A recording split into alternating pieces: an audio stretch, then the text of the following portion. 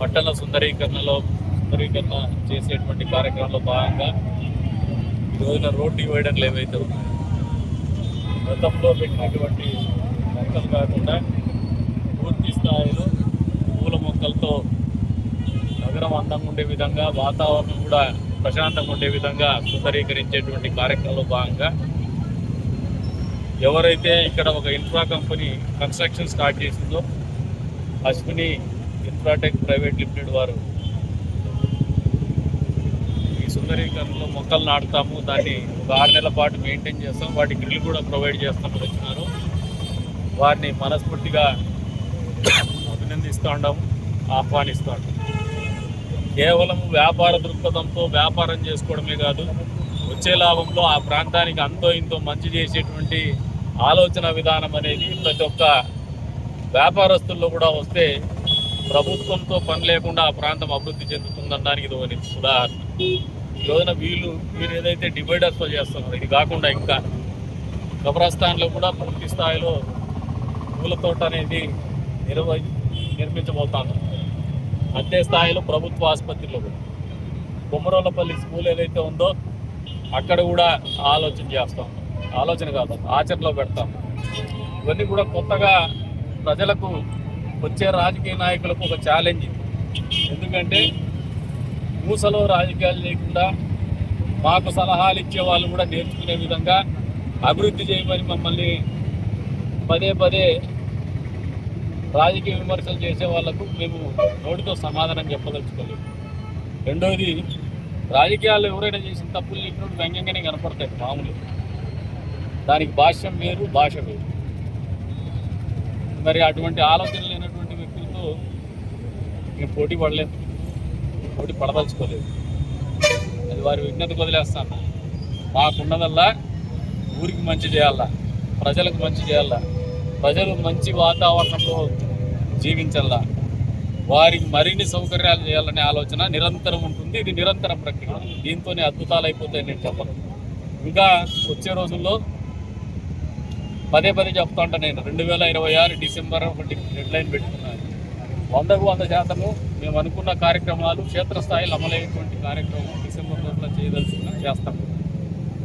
ఇకపోతే పట్టణంలో ట్రాఫిక్ సమస్య ఉన్నటువంటి పరిస్థితిని దృష్టిలో పెట్టుకొని, పెరిగినటువంటి సందర్శకుల తాకిడిని దృష్టిలో పెట్టుకొని ఇరువీధులు వెడల్పు చేసే కార్యక్రమం కూడా ఆలోచన చేస్తాను. అది కూడా పూర్తి చేస్తామని చెప్పేసి కూడా తెలియజేస్తాను.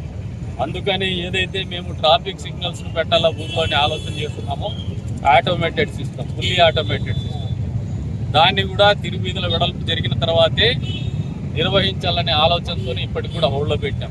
అదర్వైజ్ ఇప్పటికి అది కూడా పూర్తయ్యేది. ఇవన్నీ కూడా ఎప్పటికప్పుడు మేము ఈ ప్రాంతానికి మంచి చేయాలనే పట్టుదలతో చంద్రబాబు నాయుడు గారి నాయకత్వంలో ఉన్నటువంటి కూటమి ప్రభుత్వం వాళ్ళ ప్రజాప్రతినిధులకు నేర్పించినటువంటి రాజకీయ విధానం.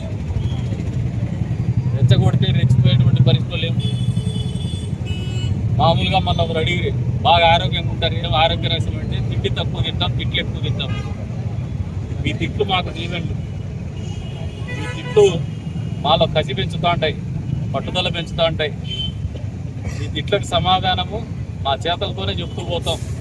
మీరు కల్లో కూడా ఊహించినటువంటి కార్యక్రమాలు చేస్తున్నాం, మీకు కనీసం తలంపుకు రానటువంటి కార్యక్రమాలు చేస్తున్నాం. మీ ఊహలకు కూడా ఎప్పుడు అందిండవు ఇవన్నీ. ఊళ్ళో ఇటువంటి కార్యక్రమాలు చేయాలి.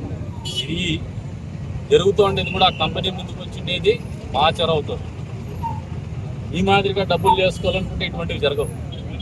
అటువంటి ఆలోచన లేదు కాబట్టి ఇటువంటివి చేయడానికి ఆంటర్ప్రినర్స్ కావచ్చు, కంపెనీస్ కావచ్చు ముందుకు వస్తాం. మా స్వలాభం చూసుకుంటే ఇటువంటి కార్యక్రమాలు జరగవు. ప్రజలకు కూడా తెలియజెప్తాను. ఇటువంటి కార్యక్రమాలు చేయాలంటే నాయకత్వ లక్షణాలు ఉండాలా, నాయకత్వ పటిమ ఉండాలా, ఆ నాయకుడు అంటే నమ్మకం ఉండాలా, అప్పుడే జరుగుతాయి. కాబట్టి ఈ సందర్భంగా చెప్తున్నాను, మమ్మల్ని తిట్టే వాళ్ళకు కూడా మీరు ఎంత తిడితే మాకు అంత మంచిది. మీరు వ్యక్తిగతంగా విమర్శలు చేయడంకే పరిమితం అయిపోయే పరిస్థితులు లేక మిమ్మల్ని నెట్టేసినాం. ఎందుకంటే మీకు రాజకీయ అజెండా ఉండదు.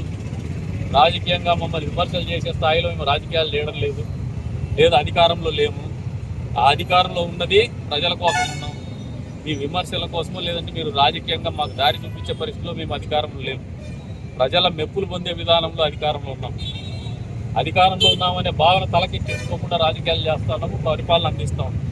వచ్చే రోజుల్లో కూడా మా యొక్క ప్రతి నిమిషం, ప్రతి ఆలోచన ప్రజలకు మంచి చేయాలా, ఊరికి మంచి చేయాలనే ఆలోచనతోనే ముందుకు పోతాం. కానీ వ్యక్తిగత విమర్శలకు సమాధానం చెప్పాలని కూడా అనుకోవడం లేదు.